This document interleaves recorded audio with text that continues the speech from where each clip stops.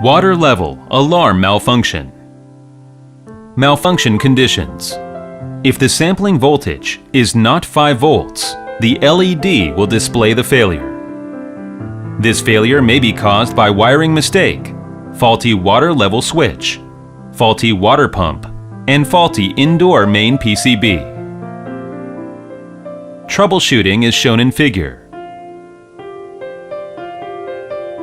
Power off, then restart the unit 2 minutes later. If the error still exists, check the water level switch.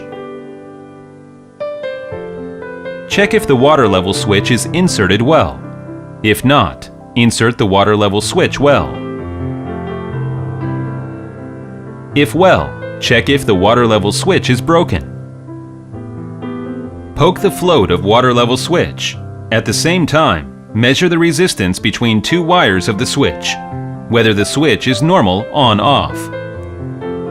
If the water level switch is normal, replace the water pump. If the error still exists, replace the indoor main PCB.